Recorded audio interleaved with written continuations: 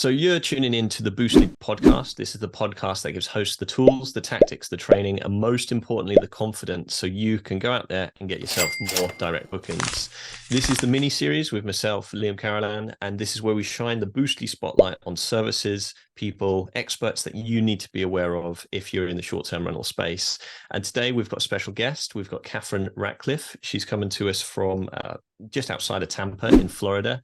And she's here to represent her business, which is STR Benefits Consulting, and really just talk about her journey and why that's important.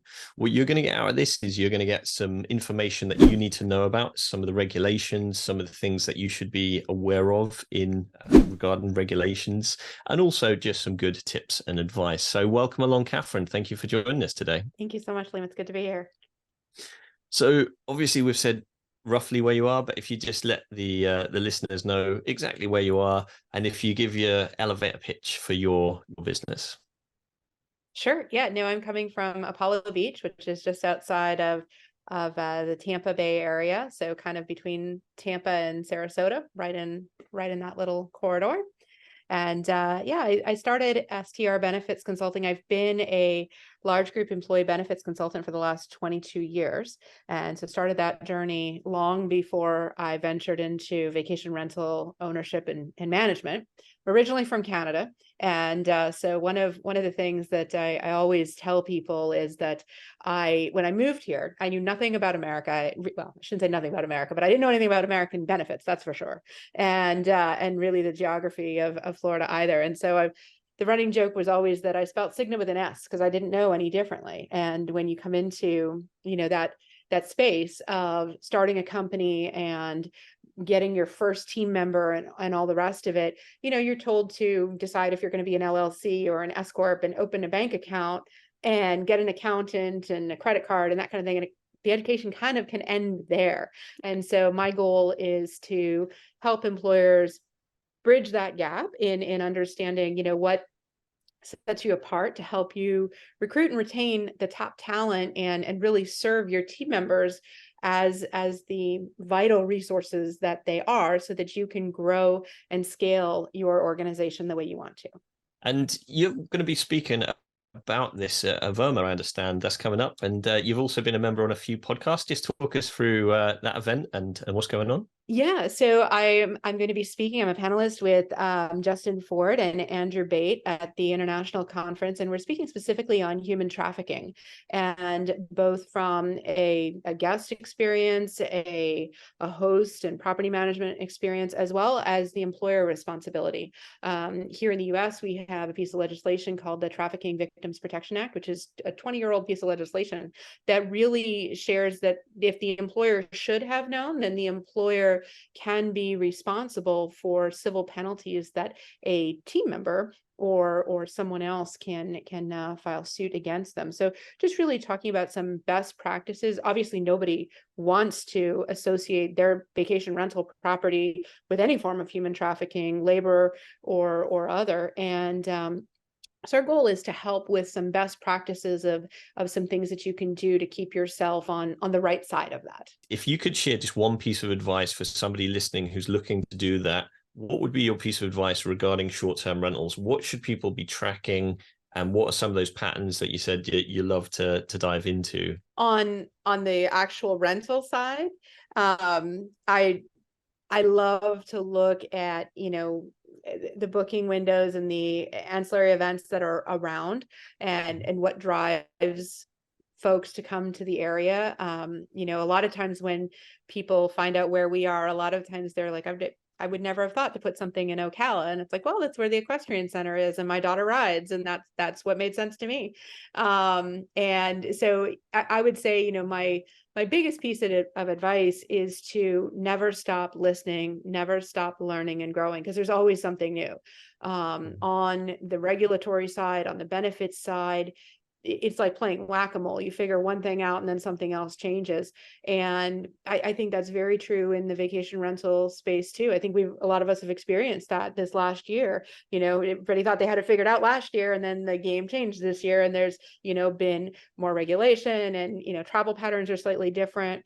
And so understanding those components at a very specific level, when you're talking about taking care of your team, understanding that your team member today is not the same team member from a year ago, right? Because their life evolves. They've aged, they've had a baby, they've gotten married, they've gotten divorced, like whatever the things are. I have a kid that's getting ready to go to college. And so things like identity theft and legal counseling and things like that are really important to me right now, because she's going to go to college. And I always tell people, what's the first thing your kid signs up for when they go to college?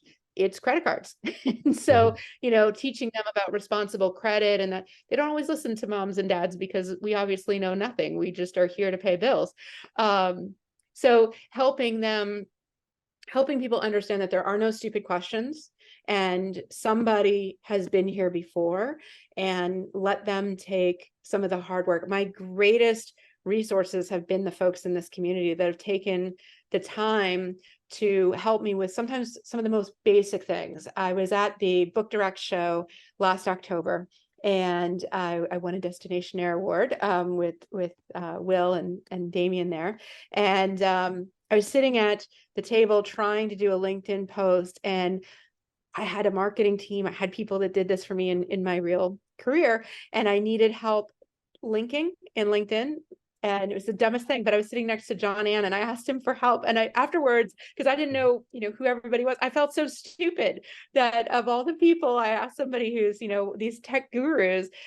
But everybody is so giving in this industry. And if you just ask the question, people will help you. Anybody will help you with any piece of it. And I think that's one of the greatest privileges of working in this industry, is that level of support that's out there. Who is it that you specifically help? What kind of hosts? How many units do they tend to have, and how do you best serve them?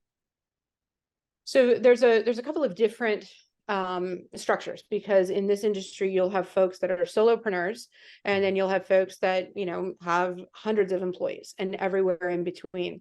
And so there's an option for a subscription-based model where you can really, if it's just me and I need to understand a medical bill, or I don't really understand what I'm being told, why is my prescription being denied? Like here in the US, everybody's had problems with the glucose like injectable medications, because all of the pharmacy management companies just went through a revamp on that. So if I'm one person and my prescription's being denied and I have no idea why, or I need a life insurance option, and there's nobody that's helping me, because if you're one person, what I can tell you is nobody's helping you, because there's just not a lot of revenue out there. You can access this and get some help and get some information. But on the larger side of that, if you are 25 employees, 65 employees, and you maybe have some formation of a benefits program, understanding the good, bad, and ugly can be challenging, because this is not your core competency. You might have a broker or somebody that's representing you, but you don't really know why things are happening a certain way, why you're being recommended to move. You might not have a full-time HR director, and you need somebody to help guide you along on the regulatory stuff. One of the biggest ones we touched on before is the human trafficking component. We've gone, and everybody thinks of it from a sex trafficking perspective, and they say, that wouldn't apply to me. And what they don't realize is you might have somebody that is putting folks that are not their actual dependents on the plan. And so dependent verification is very important. You get to that point where you're so proud to be able to offer benefits. And I know for me, transitioning from, being an employee to an employer, offering benefits is a huge, important factor for me. And so I would never want to find out that somebody who added a child, that wasn't their child, that was actually their trafficking victim, right? Whether that's on life insurance or what have you. So doing that dependent verification can help clean some of that up. And then also on the labor side, we've gotten to a place where we're so high tech, we don't ask for voided checks anymore. And so you really do need a banking letter to say, this is actually Catherine Ratcliffe's bank account, and it's not going to my trafficker. And so those little details that are very easy to implement, they don't cost you really anything if you're using a traditional payroll system, and it keeps you, safe from any of those regulatory concerns. Non-discrimination testing is another one. And again, people say, oh, I would never discriminate.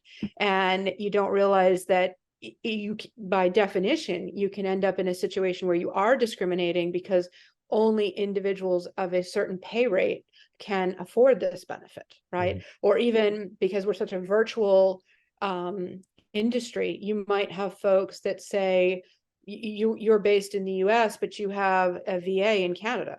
And you can't just stick them on a life insurance plan here in the US. That's illegal. You've got to work through some of those things, but you don't know what you don't know. So I'm here as a resource to help with all of that. I've curated benefits that I think marry up to our industry specifically. And then for folks who just want me to review contracts and provide savings, whether it's on the pharmacy component or even helping them choose a broker, because sometimes you don't know who the good guys are and who the not so good guys are. And you don't want to be in that situation where you're just being steered for bonus money for a broker that, you know, that's not your intention. You're trying to offer a comprehensive program to really help your team members. I mean, as I said, we all consider them family, and their families are important to them. So there are very minimal things that you need to do to really demonstrate that, and again, reduce your turnover, because that acquisition cost for that team member is so huge, especially with what we do. When you start talking about if they've, you know, if you enter a quiet quitting situation with your cleaner, that is a huge problem, right? And you want to make sure that everybody feels that culture that you're trying to demonstrate with your brand, and that is how, you know, it's one way to do that is within your benefit program. Having a blast, gonna get it on the Bruce Lee podcast. Bruce Lee like Bruce Lee, cause it's so hard and the T is loose leaf. Making up those rhymes, don't write it, just do it loosely.